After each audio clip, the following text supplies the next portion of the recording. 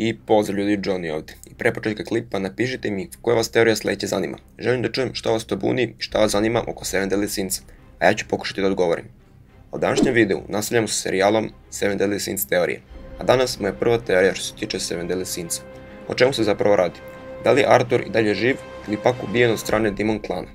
Za one koji ne znaju, Arthur Pendragon je jedan od mojih omiljenih Seven Deadly Sins likova, pošto svi znamo da gde god da se spomene Arthur Pendragon, da sa njim ide i čuvena legenda o drevnom maču Excaliburom.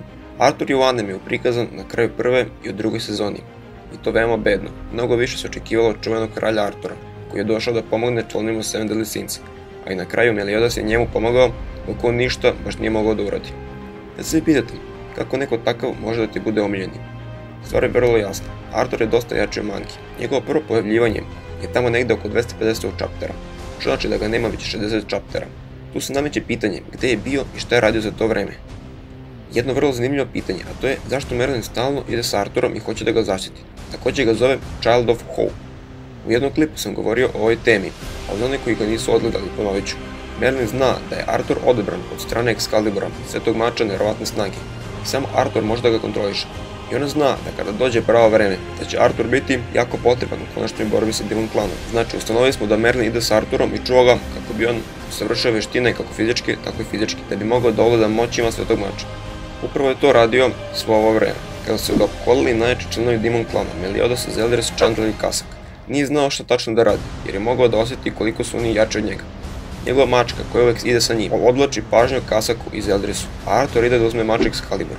Pošto je vidio njegovu mačku, kako je skroz uništena od strane Kasaka, Arthur, vrlo iznerviran, uzima Excalibur u ruke i bori se sa članovima Demon klana. On do tog trenutka nije imao nikakve šanse, a od kad je uzeo Excalibur u svoje ruke, stvari su se drastično promenile. Pobeđivao je sva 4 demona bez ikakvih problema, a na samom kraju opustio se i olako je shvatio moć Excalibura, te je polako počeo da gubi snagu i nije mogao više da se bori.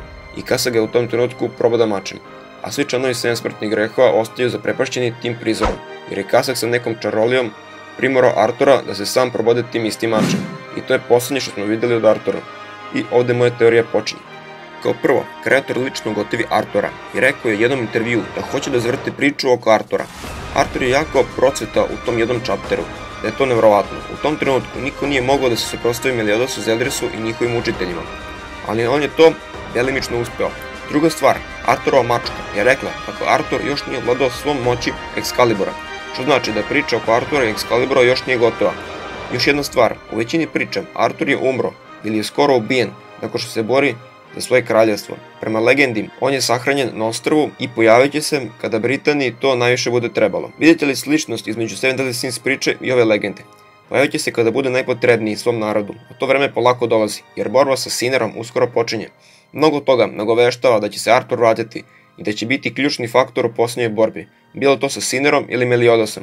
Jedini problem oko toga, da li je živ ili ne, je to da je on proboden Excaliburom, a po legendi samo odbrani mogu da izvuku mač, tako da je to jedan problem, ali pored toga, da kažem da je ipak mrtav, postoji mogućnost da će ga kreator vratiti u život i da sam kraj, kada sve ovo spojimo u jedno, shvatimo da je Arthur jako bitan za dalje nastavak priče i zašto bi neko ko posjeduje toliki potencijal da postane najjači i da se bori u posljednjoj bici, umre na ipak tako bedan način, a da pritom niko nije ostao sa njim, svi su otišli da se bore, a niko nije ostao pored njega. Postoji mogućnost da on od ovih 30 čaptera usavršava moći Excalibura ili tako nešto. Uskoro je vreme da vidimo da li će se moja teorija ostvariti. U sledećem čapteru počinje borba svih članova Seven Deadly Sinsa, Ludosijela i Maela protiv Sinera, naravno bez Meliodasa, za kojeg ne znamo gde je i nema ga već 10 čaptera.